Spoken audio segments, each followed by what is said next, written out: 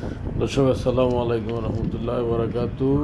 এখন আপনাদেরকে দেখাবো আরাফার ময়দান থেকে আরাফার পাহাড়ে ওঠার যেই ব্যাপারটা, কষ্টটা, তো সেটা দেখাবো। যেখানে আমাদের আদি পিতা আদম আলাইহিস সালাম মা হাওয়া আলাইহিস সালামের সাথে মিলিত হয়েছিলেন, সেই দৃশ্য, সেই জায়গাটা দেখানোর চেষ্টা করব আপনাদেরকে একেবারে উপরে। তো এখানে উঠতে অনেক কষ্ট আছে, তারপরও ধর্মপ্রাণ মুসলমানরা তাদের ত্যাগ স্বীকার করে সেই তীর্থস্থানকে, সেই বিখ্যাত স্থানকে, ভালোবাসার যে স্থান, সেই স্থানকে দেখার জন্যে সবাই হাজি সাহেবরা, হাজি সাহেবানরা চেষ্টা করেন ওঠার জন্যে। আল্লাহ পাকে শুকরিয়া, আলহামদুলিল্লাহ আমাদের ওঠার সৌভাগ্য হয়েছিল। তখন আর ভিডিও করা হয়নি।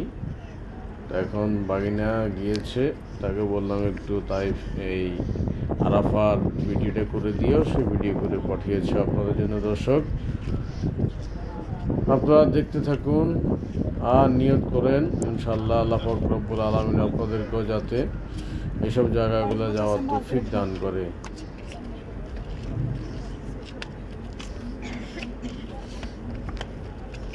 আমিন।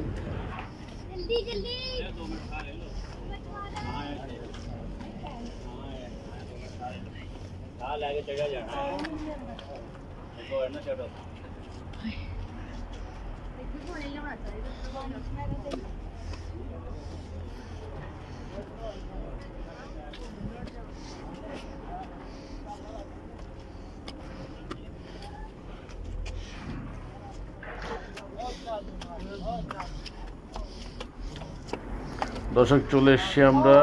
এই যে পিলারটা দেখা যাচ্ছে, এটাই হচ্ছে সেই বিখ্যাত জায়গা যেখানে আমাদের আদি পিতা আদম আলাইহিস সালাম এবং মা হাওয়া আলাইহিস সালামের ওনাদের দুনিয়াতে দেখা হয়েছিল। বেহেশত থেকে বের হয়ে যাওয়ার পর ওনাদের এখানে মিলন হয়, এখানে ওনাদের সাক্ষাৎ হয়। আল্লাহ পাক রব্বুল আলামিনের দয়ায় ওনারা এখানে মিলিত হন, দুজনেই এখানে এসে একে অপরকে খুঁজে পান। এই সেই বিখ্যাত আরাফার ময়দান, যেটা হচ্ছে হজের সময় দোয়া কবুলের জায়গা, দোয়া কবুলের স্থান। আর এখানে রাসূল পাক সাল্লাল্লাহু আলাইহি সাল্লাম বিদায় হজের ভাষণ দিয়েছিলেন।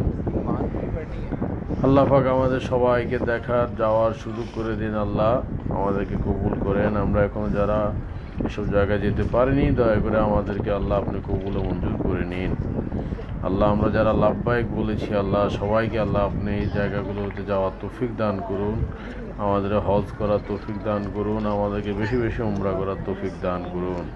আমিন। দর্শক সবাই আমাদের জন্য দোয়া করবেন, আর আপনাদের জন্য দোয়া হচ্ছে ইনশাল্লাহ। আমার ভাগ্নেকে আমি বলে দিয়েছি। আর যারা আমাদের চ্যানেলের নতুন, প্লিজ আমাদেরকে সাপোর্ট করবেন, আমাদের চ্যানেলটি সাবস্ক্রাইব করবেন। এই প্রত্যাশায় আজকে বিদায় নিচ্ছি। আমি জাকির। আসসালামু আলাইকুম রহমতুল্লাহ।